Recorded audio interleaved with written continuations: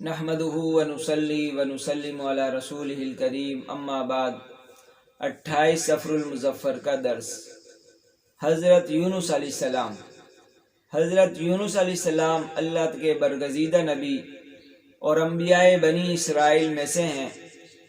آپ علیہ السلام کی پیدائش عراق کے مشہور شہر نینوا میں ہوئی۔ اللہ تعالیٰ نے آپ کو اسی شہر کی ہدایت کے لیے نبی بنایا تھا۔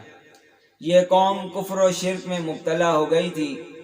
آپ انہیں ایک عرصے تک ایک اللہ کی عبادت کی دعوت دیتے رہے، مگر انہوں نے آپ کی دعوت کو قبول نہیں کیا اور کفر و شرک پر جمے رہے اور آپ کا مذاق اڑایا۔ جب عام طور پر ایسا ہونے لگا تو حضرت یونس علیہ السلام ان کے لیے عذاب الہی کی بد دعا کر کے وہاں سے روانہ ہو گئے۔ آپ کے بستی سے روانہ ہو جانے کے بعد قوم پر عذاب الہی کے آثار دکھائی دینے لگے۔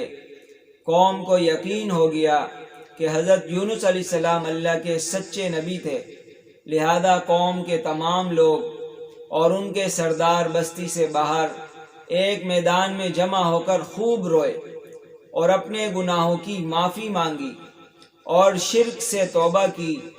اللہ تعالیٰ نے ان کی توبہ قبول فرمائی اور انہیں عذاب سے بچا لیا۔ نبی کریم صلی اللہ علیہ وسلم کا معجزہ، تھوڑے سے پانی میں خوب برکت۔ حضرت زیاد بن حارث رضی اللہ تعالیٰ عنہ فرماتے ہیں، میں ایک سفر میں آپ صلی اللہ علیہ وسلم کے ساتھ تھا۔ سفر کے دوران آپ صلی اللہ علیہ وسلم نے مجھ سے پوچھا، اے میرے بھائی، تمہارے پاس کچھ پانی ہے؟ میں نے کہا، ہاں مشکیزے میں ہے، مگر تھوڑا سا ہے، وہ آپ کے لیے کافی نہیں ہوگا۔ آپ صلی اللہ علیہ وسلم نے فرمایا، اس کو کسی برتن میں نکال کر میرے پاس لے آؤ۔ چنانچہ میں گیا اور ایک برتن میں نکال کر لے آیا۔ آپ صلی اللہ علیہ وسلم نے اپنا ہاتھ مبارک اس میں رکھا۔ میں دیکھ رہا تھا کہ آپ صلی اللہ علیہ وسلم کی انگلیوں کے درمیان سے پانی کے چشمے فوارے کی طرح پھوٹنے لگے اور پھر سب نے اس سے وضو کیا۔ ایک فرض کے بارے میں سب سے پہلے نماز کا حساب ہوگا۔ رسول اللہ صلی اللہ علیہ وسلم نے فرمایا، سب سے اول جس چیز کا بندے سے قیامت میں حساب ہوگا وہ نماز ہے۔ اگر نماز ٹھیک نکل آئی تو اس کے سارے اعمال ٹھیک ہو جائیں گے، اور اگر وہ خراب نکلی تو اس کے سارے اعمال خراب نکلیں گے۔ ایک سنت کے بارے میں گناہوں سے توبہ کی دعا۔ حضرت ابو موسیٰ اشعری رضی اللہ تعالیٰ عنہ فرماتے ہیں، رسول اللہ صلی اللہ علیہ وسلم یہ دعا مانگتے تھے، اللہم اغفر لی جدی و ہزلی، اے میرے اللہ میرے جانے انجانے گناہوں کو معاف فرما۔ ایک اہم عمل کی فضیلت، مسجد سے کچرا وغیرہ اٹھانا۔ رسول اللہ صلی اللہ علیہ وسلم نے فرمایا، مسجد سے کوڑا کباڑا نکالنا بڑی آنکھوں والی حور کا مہر ہے۔ ایک گناہ کے بارے میں قرآن کو جھٹلانا۔ قرآن پاک میں اللہ تعالیٰ کا ارشاد ہے، اس شخص سے بڑا ظالم کون ہو سکتا ہے جو اللہ تعالیٰ پر جھوٹ بولے اور جب اس کے پاس سچی بات یعنی قرآن آئے تو اس کو جھٹلائے۔ کیا ایسے کافروں کا ٹھکانہ جہنم میں نہیں ہوگا؟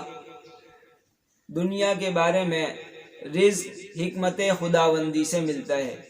قرآن پاک میں اللہ تعالیٰ کا ارشاد ہے، اگر اللہ تعالیٰ اپنے سب بندوں کے لیے رزق میں زیادتی کر دیتے تو ضرور زمین میں فساد کرنے لگتے، لیکن وہ جس قدر چاہتا ہے اندازے کے مطابق روزی اتارتا ہے، اور وہ اپنے بندوں سے باخبر اور ان کو دیکھنے والا ہے۔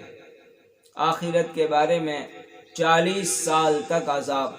رسول اللہ صلی اللہ علیہ وسلم نے فرمایا، جہنم میں بختی اونٹوں کی گردن کے برابر موٹے موٹے سانپ ہیں، ان میں سے ایک نے بھی ایک دفعہ ڈس لیا تو اس کا زہر 40 سال تک باقی رہے گا۔ اسی طرح جہنم میں حاملہ خچروں کی مانند موٹے موٹے بچھو ہیں، ان میں سے کوئی ایک دفعہ ڈسے گا اس کی تکلیف 40 سال تک محسوس ہوگی۔ طب نبوی سے علاج، صحت کے لیے احتیاطی تدبیر۔ حضرت ابن عباس رضی اللہ تعالیٰ عنہ فرماتے ہیں کہ رسول اللہ صلی اللہ علیہ وسلم کھانے پینے کی چیزوں میں پھونک نہیں مارتے تھے اور نہ برتن میں سانس لیتے تھے۔ فائدہ: اطباء کہتے ہیں کہ جو ہوا سانس کے ذریعے باہر نکلتی ہے اس میں مرض کے اعتبار سے لاکھوں جراثیم ہوتے ہیں۔ جب انسان برتن میں 3 پھونک مارے گا یا سانس لے گا تو وہ جراثیم اس میں پھیل کر صحت کے لیے نقصان دہ ثابت ہو سکتے ہیں۔ نبی کریم صلی اللہ علیہ وسلم کی نصیحت۔ رسول اللہ صلی اللہ علیہ وسلم نے فرمایا، جب تم میں سے کسی کو چھینک آئے تو الحمدللہ کہے، اور سننے والا یرحمک اللہ کہے، اور اس کے جواب میں چھینکنے والا یہدیکم اللہ ویصلح بالکم کہے۔ اللہ تعالی ہم سب کو شریعت کے مطابق زندگی گزارنے کی توفیق نصیب فرمائے اور دوسروں تک پہنچانے کی بھی سعادت نصیب فرمائے۔